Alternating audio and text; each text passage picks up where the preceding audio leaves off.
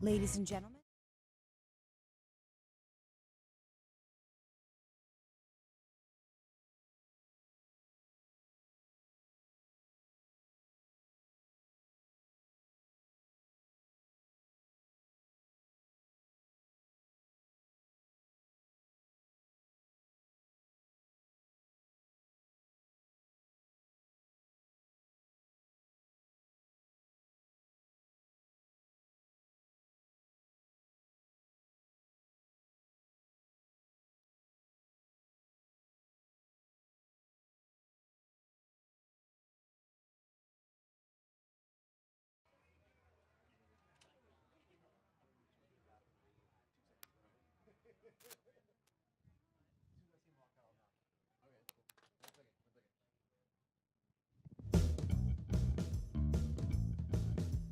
Ladies and gentlemen, your exclusive music experience is about to take flight.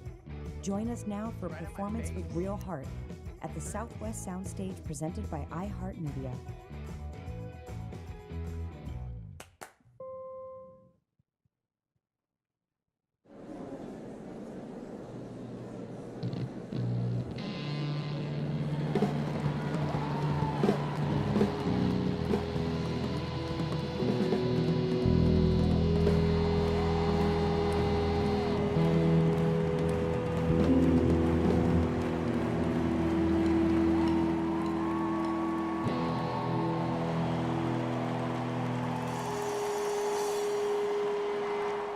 Ladies and gentlemen, welcome to the Southwest Soundstage in the Radio 1057 studios. I'm Knox, your host for this afternoon. Hi.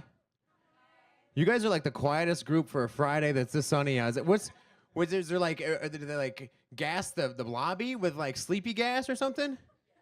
Is that what happened? All right, everybody stand up real quick because like you got to get loose. Just do this. 20 seconds of just like, come on, do it. Everybody. You're sitting down back there. That's not cool. Come on, stand up and get loose. We're going to have fun today. There's a great band coming in. Moose Blood's going to be here in just a couple of seconds. Look at that. We're ready for them now. You guys can take pictures if you're welcome to, or you're more than welcome to take pictures. Please, no video. The Southwest Soundstage is precious, and there's great moments that take place on this thing, and we want you to be in those moments instead of looking at those moments through a screen, okay? How about we do that afterwards? You got a Polaroid camera? How old are you?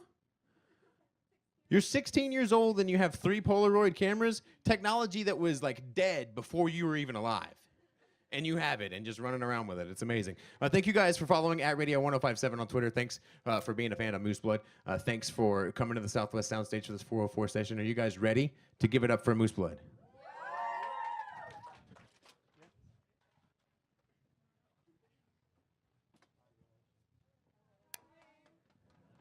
You're supposed to keep clapping whenever they come in. Sheesh. Welcome, gentlemen. Welcome to Atlanta. Is this your first trip to Atlanta? Second.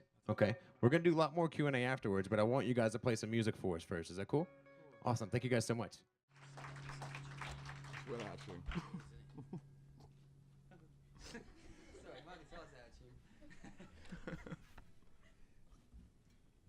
How's everyone doing, by the way? Okay.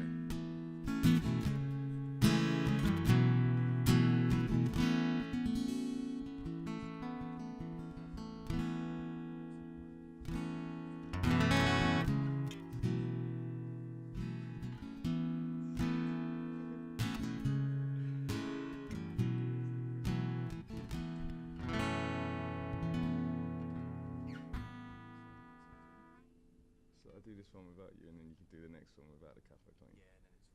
Yeah, then it's fine. Okay. This song's called Cherry.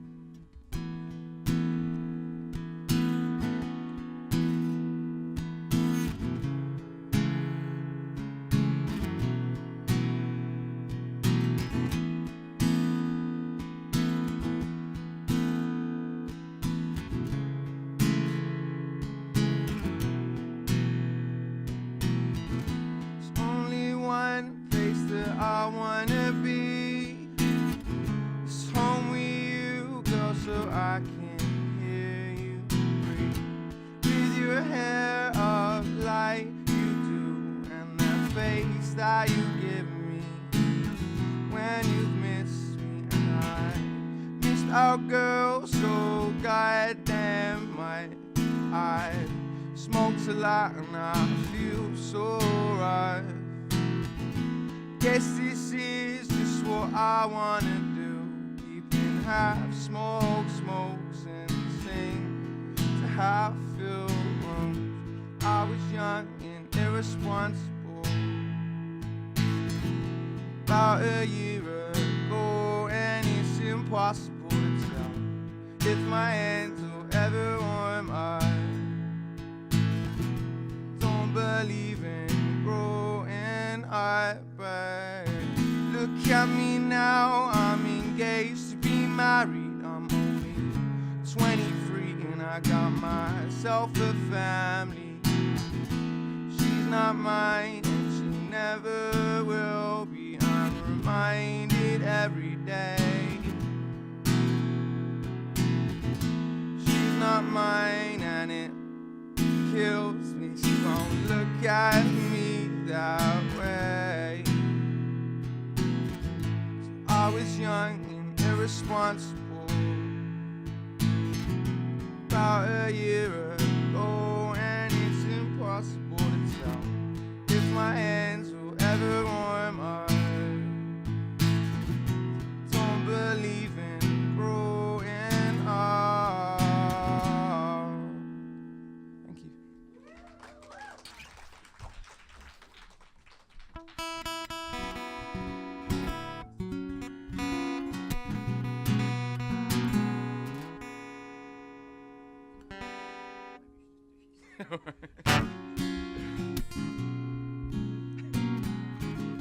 This one's called Knuckles.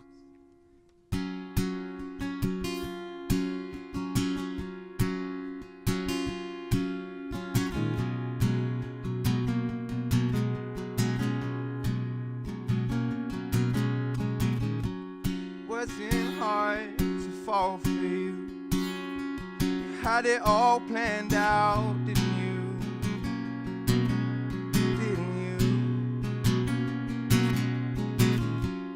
Turned up late, but I would have waited for days for you,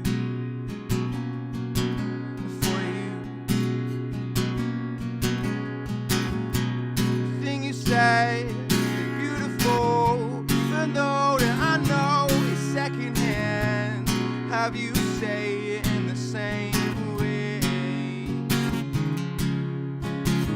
The thing you say,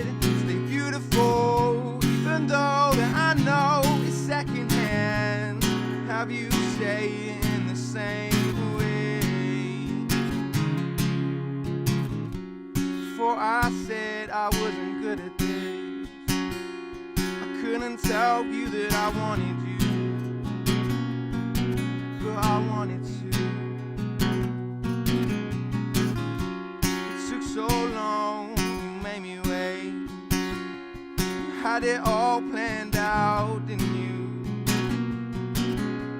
Didn't you? The thing you said, stay beautiful, even though that I know it's secondhand. Have you say it in the same way? The thing you said, stay beautiful, even though that I know it's secondhand. Have you say it in the same way?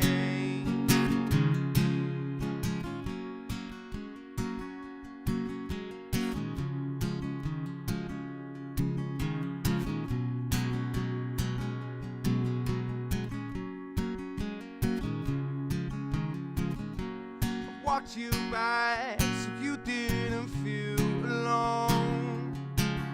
I know that you're stuck with him, I know. You got his name on your arm, his words on your knuckles. And so I walked you back so you didn't feel alone. The thing you said, stay beautiful, even though that I know it's secondhand. have you say it in the same way.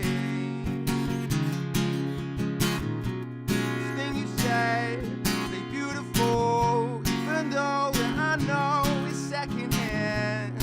Have you say it in the same way. Thanks.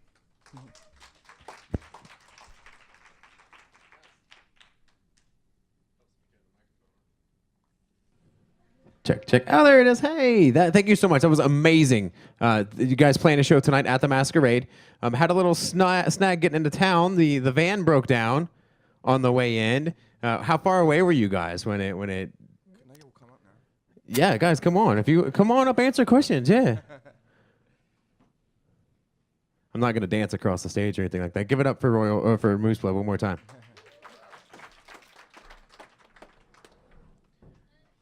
So where were you guys? What, an hour and a half away is what I hear, right? I think so, yeah. When the band breaks down, are you instantly like, is there one guy that's in the band that's like, all right, I got it, I'm fixing it, it's a belt, I know what it is, or is there? I think Ollie tries. Your tour manager tries. Did well, though. It's kind of a thing where like you almost like have to have someone, a merch guy or something that understands mechanics and can fix a car on tour with you, right? That would just avoid the problem. It would be Andy. That should be like whoever you got to have a friend back home that you can bring with you that's a mechanic that can also sell T-shirts. Maybe that's our key. That's our problem that we don't. Then for the next stop in Atlanta, you got to add that. This is your second time in Atlanta, right? Are there things that you guys have to do every single stop that you do? Like, all right, as soon as we hit the ground, we have to go eat a burger at a local place, or any sort of superstitious thing of that nature? Just find any coffee available. Coffee? The quicker you get the coffee, the better it is. Now, this is like your first worldwide tour where you guys have gone places that you've never been before, right? Yeah, we've been. Sorry. Yeah, you can just here. Let's just slide it off, and then we'll go that pass. All right. Oh, there we go. Thanks. Yep. Yeah, we've been to some like all year really. Been to some crazy places that we never thought we'd have the opportunity to go, and last year too. What's the craziest place that you guys have been? I don't think any of us ever thought we'd play a show in China. That's pretty We remarkable. did that, which is yeah. How like what is the culture in travel and getting in, being not Chinese into China? Is it like insane to go through, like, or is it just like you're going in here to Hartsfield? It was pretty crazy, yeah. So there'd be people that would just like take pictures of us when we were walking around, like not because they knew we were a band or anything, because most people don't, but just because we were like we stood out in a crowd of just being like a bunch of tattooed guys. There's 4 tall tattooed British guys. Let's take a picture of them. Yeah, it was pretty weird. The food and stuff is obviously really different. It's just quite a different culture in general to get used to. What's the coolest picture that you guys have taken along the way? Like, there's one thing that's like, oh, remember in this stop we did this? So we took a picture with a koala bear in Australia. That's the first thing that's popped into my mind. You guys had a lot of fun on that Australian trip, right? Yeah, I mean, it was awesome. what were some of the highlights of that? The koala bear. The koala.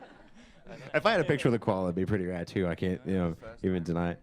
We Luca took us up and we took that photo on top of that mountain. That was cool. Oh yeah. We went to Tasmania with some guys from Tasmania, and they took us up like a mountain. That was pretty cool. And it was like boiling hot in Australia the whole time we were there. And there was like snow on the ground, and it was freezing, and it was just a beautiful view. It was amazing. Didn't you stay in a really weird hotel in Tasmania as well? Oh yeah. We Tell did. us about that. It was actually the venue. And it The was venue? Like, yeah. It Okay. was like kind of like a punk DIY kind of place. Uh-huh. And there was all kind of like trippy paintings all over the wall, and the beds were really kind of unstable. But it was really, really fun in the end. But So you sleep in the venue, and like if you stay there overnight, like they just got rooms for you to stay there. It was kind of like a pub hotel thing. It was kind of cool. And there was something about like a Ouija board that you looked at. Oh yeah. What's So, that? Yeah, that was quite good. But yeah, there was like I think as you're sitting down and you look up, it looks like you're inside of the Ouija board, like that kind of view. Sounds kind of creepy. That's terrible. They had a room called That's terrible. They had a place called the Womb Room as well, where they like halved the door and just put curtains in, and then covered all the walls and stuff with like mattresses. Sounds really creepy when you say it like that, but Was it cozy though? it was also kind of creepy. But Did you could you get comfortable in the womb room? no one went in the Womb Room. I don't blame you. I Yeah, don't blame just you. the name. So I guess whenever you are used to seeing places like the womb room, you're not really intimidated by playing at Hell of the Masquerade. That's where you guys are playing tonight. It's actually a new venue. It's the old Masquerade was in one place and they moved to a different location. Do you look into history of venues or anything like that whenever you go to these shows? Is there some connection that you try to make with each city? We never really looked too much into history, like per se, just before. But it's always quite cool to see like photos and things of bands that have been in the same room. Sometimes you like Chain Reaction pops into my head, like when you're like, oh, I watch shows online of bands play here and stuff like that. That's cool. always kind of cool. Is there what do you think is the coolest moment that you guys have had when you've gone to a venue and said, wow, I played with this guy, like we're following his career all along the way? Ooh, that's a good question. You think anything? We're doing the Roxy at the end of this tour, and that's like a venue that, I don't know. There's a bunch of cool stuff on this one. What you saying about the history of venues? I heard that the old Masquerade was haunted. Yeah. Is that true? I mean, yeah. Okay. It's not confirmed, but yeah. I mean, I never saw a ghost there, but we played there, so I'm just gonna assume that we're also haunted now, and it jumped in our van when we drove through last time. there was a place in the old Masquerade, because it's 3 levels, heaven, hell, and purgatory, and you could stand in heaven and see straight down to hell because there was a hole all the way through it. They repaired it before it broke, but for a while there, it was right by the soundboard, and it was like, you don't step here. And I think the ghost actually did that. I think he was responsible for making that hole so you could see all the way through the entire world. So that's a nice little thing you can take with you next time you come to Atlanta and do one of these interviews. Yeah, we played and we made this big hole in the floor and it went all the way from heaven to hell. Where's the next stop on the tour for you guys? We go to Florida after this. Okay, and then I mean you're like right in the middle of the tour at this point, right? We're like a week in. It's technically Okay. fresh, but we're very tired. At what point does the tour fatigue wear off, and then it's I'm assuming when you first start off, there's a couple of days, and then you kind of get tired, and then you really hit your full speed, and then you kind of drop off again. What's that cycle normally like? I think once you start touring, you're just tired forever. Because just tired for 2 years straight. We technically started this like tour cycle, I guess, on the 2nd of January, and it's been pretty constant since then. We've had like a week or 2 off. But yeah, it's one of those things where you're doing what you love every single day, so you can't really get tired of it. Now, your second album, Blush, was that written after or before you did this whole world tour kind of thing, or while you were on the road? It was right after we just finished sort of doing the first run of being everywhere. Like we came to America for Warped Tour in 2015. Then we did a little UK tour, and we did it right after that, I think. Is that right? Yeah. So we toured all over the place, and then had like a month to write this album that we got really lucky and managed to like work with Bo Burshaw again, who did our first record. And yeah, it's been non-stop since that again. Listening to the first album and listening to the second album, can you guys see how much the world has influenced your music? Not playing shows and practicing and doing all the stuff over and over again and meeting people, but just the cultural influences of these guys that you see every single day. That's a way bigger question now. I don't know. Okay, right before that it was, you're good at these, and the answer was, I don't know. Definitely like touring and playing so much and being away from home, and had like a massive impact on, I guess, like the lyrical side of stuff. I don't know, like obviously traveling around touring so much and meeting people that are into your band is incredible. Like, none of us have ever had that before in any band we've ever played in, so we couldn't be more appreciative of that. But I wouldn't know how to write about it, so I don't think it necessarily influences us, but in a way of writing sense, but definitely in a way of wanting to keep going and go to different places and new places, and to try and tour for as long as we possibly can and go to all these different places where people might actually want to see us play. So well, obviously all these people want to see you playing a whole lot more tonight. Is that the kind of things, not koala related, but what kind of things do you get to where you're like, wow, dude, we've really we're making it, like this is working? Like, what's one of those moments for each one of you guys? That's another tough one. I don't think any of us ever look at it in a way as though we're making it. It's just that we're able to do it, and we can survive financially. I guess that's the goal. That's why these guys are amazing, because they're that humble about it. They're like, no, we're not making it, man. We're just playing from show to show. That's amazing. Yeah, I mean, I think that's what it is. I think that's the outlook that any of us have got on this band, because we never had any real ambitions or any aims, and I don't think, I think we still think exactly like that. Like, I think our biggest goal was to make the third record better than the second record, and to be able to tour again for another year.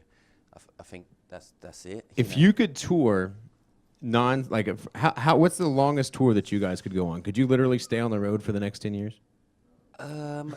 You're like, no, man, I need coffee now.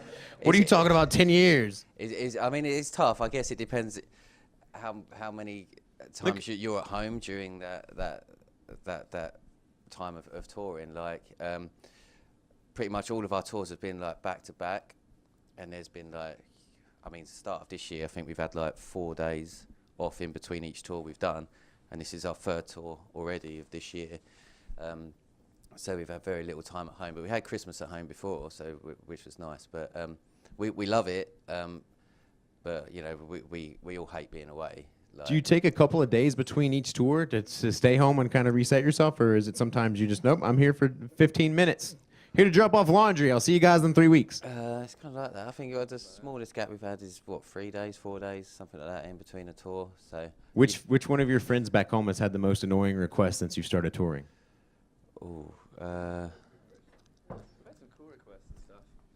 We had some cool requests and stuff, like Glenn skateboards, and we had a friend back home who would set like a trick every day, and so Glenn would try and do a trick, we'd film it and send it back home. That's so that amazing. You could see it. So that was kind of fun. And it was also kind of fun, like when we put the reel together, and you get to see all the places we'd been. Yeah. So you're just like, oh yeah, they did this trick like in the mountains and stuff. When you do that and you put these reels together of all these tour stops, are there things like, okay, we need to make a note that next time we go back to Atlanta, we got to go to the Varsity, or we got to go check out, you know, the Tabernacle, or things like that? Or is it just kind of like, we'll see whatever we can see while we're in the city that we can see it? It's kind of hard because sometimes you have to kind of set your sights within like, I guess like a half an hour distance away from the venue, because otherwise you end up getting a bit disappointed when you're like, oh, there's so much cool stuff. Yeah. And you're like, there's no time. You just got to sound check and play. You got like 15. You got. We'll afterwards we'll talk about like 4 things you can do whenever you're back down at the venue. Because luckily where you're at, like everything's kind of right there, so we can give you a couple of things. Awesome. We'll let you guys get some water real quick, and then we'll line you guys up so you can meet the band, take a quick picture with them. Is that cool? Yeah, sure. Give it up for Moose Blood, ladies and gentlemen. Thank you guys so much for coming in and playing a 404 session of the Southwest Soundstage. Thank you guys.